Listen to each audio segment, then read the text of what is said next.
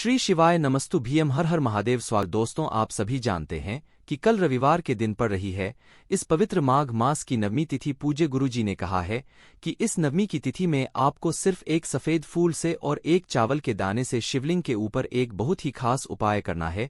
ये उपाय उन लोगों को करना है जिनके जीवन में धन की प्राप्ति नहीं है। ये उपाय उन लोगों को करना है जिनके शरीर में कोई रोग हो गया है, या फिर जो लोग अपने व्यापार में या फिर नौकरी में बहुत ज्यादा निराश हो चुके हैं। उनको अपने मन मापिक सफलता नहीं मिल पा रही है, जीवन में लगातार असफल हो रहे हैं।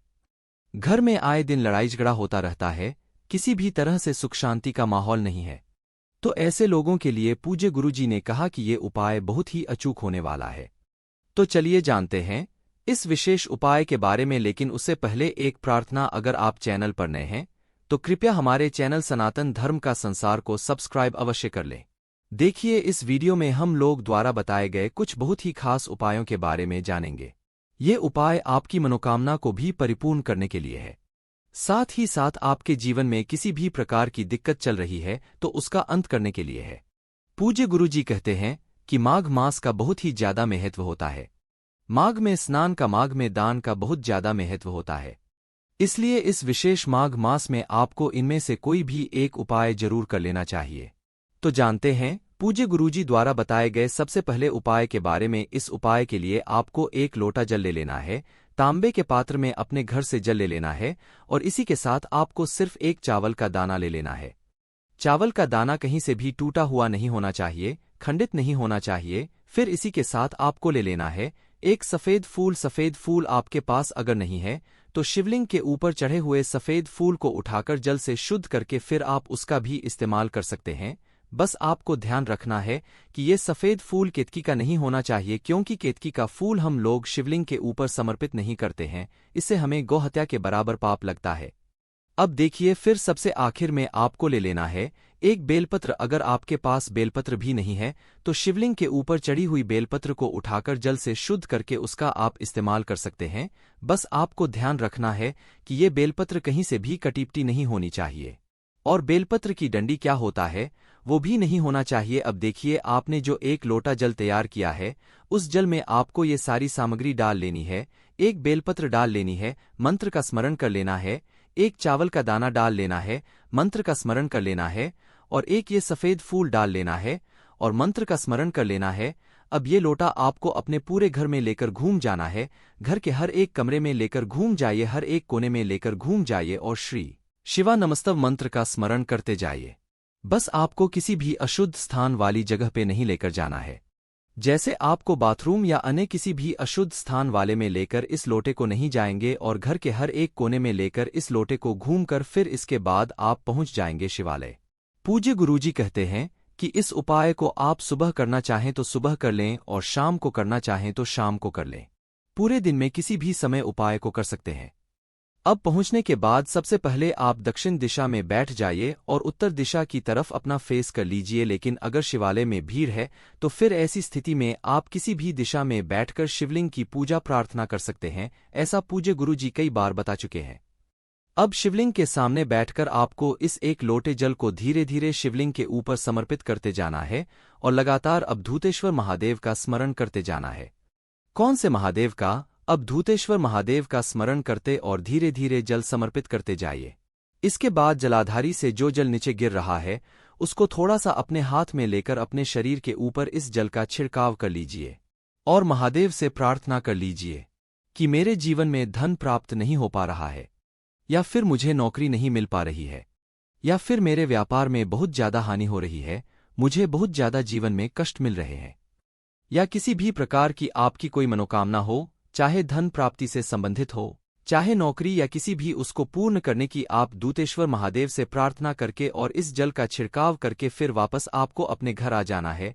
पूज्य गुरुजी कहते हैं कि जो भी व्यक्ति इस उपाय को किसी भी दिन कर लेता है, देखिए खासतौर से अगर आप इस उपाय को सोमवार के दिन करते हैं, या मासिक शिवरात्रि के दिन करते हैं, या प्रदोष के दिन करते हैं, या फिर सोमवार के दिन करते हैं, तो आपके लिए बहुत ही विशेष होता है। नहीं तो फिर आप इस उपाय को किसी भी एक दिन कर लें तो आपकी बड़ी से बड़ी मनोकामना की कृपा से बहुत ही जल्द परिपूर्ण हो जाती है। अब जानते हैं गुरुजी द्वारा बताए गए दूसरे खास उपाय के बारे में। ये उपाय भी आपकी मनोकामना को ही परिपूर्ण करने के लिए है। इस उपाय के लिए आपको एक लोटा जल ले लेना है। देखिए, तांबे के पात्र में आपको जल ले लेना है। अब इस लोटे में आपको मिलाना क्या है, तो वो आप बहुत ही ध्यान से समझिए। देखिए, इसमें आपको 1 या 2 टुकड़े गुड़ के मिला लेने हैं।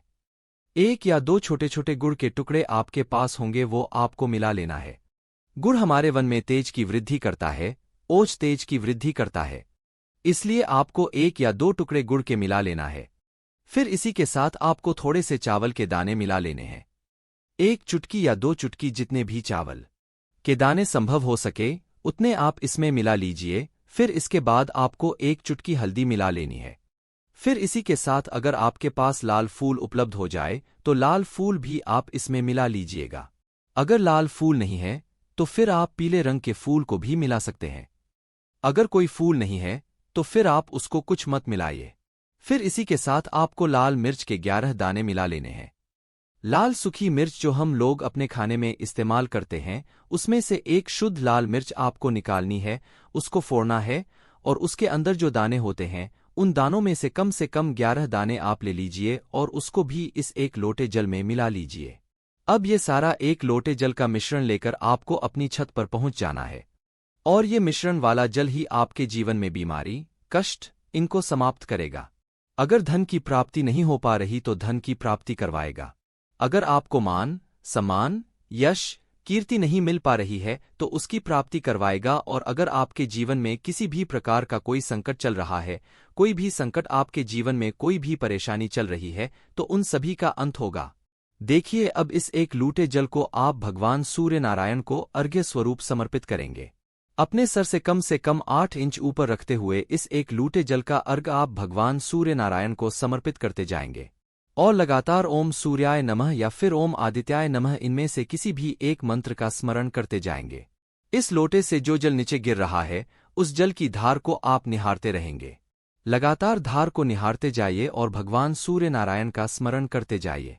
पूज्य गुरुजी कहते हैं कि इस धार से होता हुआ सूर्य का प्रकाश जो हमारे शरीर के ऊपर पड़ता है, वही हमारे भाग्य को उदय करता है, वही हमारे शरीर की बीमारियों को समाप्त करता है। अब देखिए, जल समर्पित करने के बाद आप जिस स्थान पर खड़े हैं उसी स्थान पर आपको 7 बार परिक्रमा कर लेनी है। भगवान सूर्य नारायण से प्रार्थना करके फिर आपको वापस आ जाना है। पूज्य गुरुजी कहते हैं कि इस उपाय को अगर आप 5 रविवार लगातार कर लेते हैं तो हम आपको यकीन दिलाते हैं कि भगवान सूर्य नारायण की कृपा से आपके जीवन की हर मनोकामना बहुत ही जल्द परिपूर्ण हो जाएगी। तो दोस्तों, इस उपाय को भी अगर आप करना चाहें तो कर सकते हैं। अब जानते हैं गुरुजी द्वारा बताए सबसे आखिरी उपाय के बारे में, जो आपकी बीमारी को समाप्त करने के लिए है, आपके रोग को समाप्त करने के लिए है। इस उपाय के लिए आपको एक दीपक ले लेना है। आपको चौमुखी दीपक ले लेना है। देखिए, सामने आपको स्क्रीन पर समझाने का प्रयास किया जा रहा है। एक ये चौमुखी दीपक होता है। दीपक आप चाहे तो मिट्टी का ले लें या फिर आटे का ले लें और इसमें 2 लंबी लंबी आर पार बत्ती लगा लें तो ये चौमुखी हो जाएगा।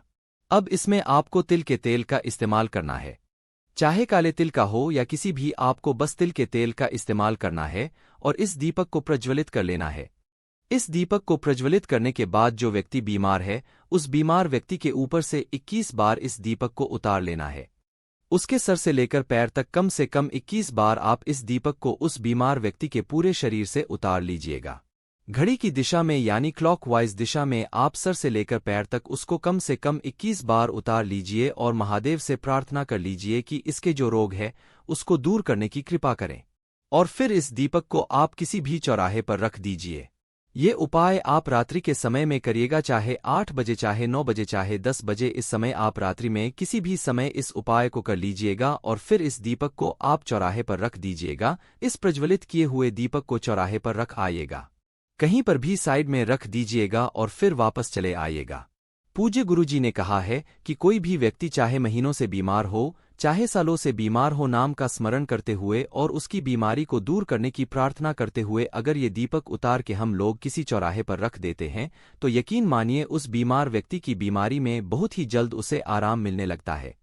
तो दोस्तों, ये थे पूज्य गुरुजी द्वारा बताए गए कुछ बहुत ही खास उपाय जो आपको अपनी मनोकामना परिपूर्ण करने के लिए और रोगों को दूर करने के लिए जरूर करना चाहिए। अगर आपको जानकारी अच्छी लगी हो तो वीडियो लाइक करिएगा। श्री शिवाय नमस्तु भीम हर हर महादेव।